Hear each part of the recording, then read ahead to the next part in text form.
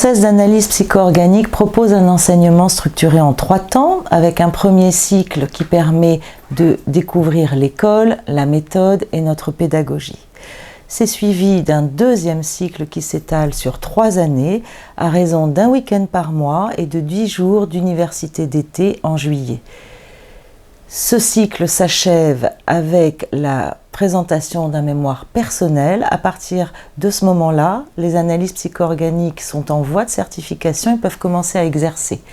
Il y a un centre, par exemple à Paris, qui s'appelle le CAPOP, Centre d'analyse psycho-organique, qui permet de commencer à exercer en louant des salles à l'heure. À partir de ce moment-là, l'analyse psycho-organique en voie de certification a 10 ans pour présenter son mémoire professionnel lors d'une université de printemps.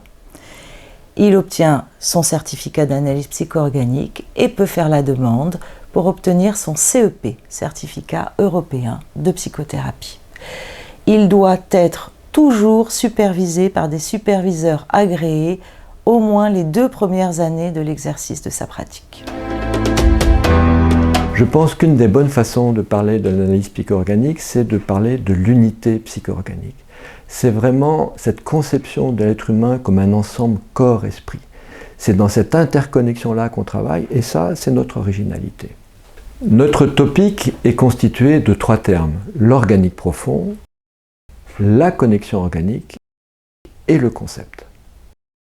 En plus du pôle recherche, nous avons annuellement un collège des formateurs, un collège des superviseurs agréés et un collège des directeurs de mémoire, ce qui nous permet de continuellement approfondir et ajuster à la fois notre méthode et notre pédagogie. Je me suis installé assez rapidement dans un cabinet individuel. J'ai eu des premiers analysants quasiment tout de suite après la formation, notamment envoyés par des formateurs, mais également grâce à l'association PsyAPO et son annuaire, où on peut être référencé, et où des collègues, en fonction de la localité où on se trouve, peuvent nous envoyer des analysants qu'ils ne peuvent pas recevoir. Au bout d'un an environ, j'avais une vingtaine d'analysants, qui m'a permis déjà de progresser, toujours sous supervision, mais également de creuser certaines thématiques en vue de l'obtention du certificat européen de psychothérapie. Et ce qui me laisse maintenant tout le loisir de préparer cette prochaine étape, donc la rédaction du mémoire en fonction de la thématique et la soutenance pour obtenir ce certificat.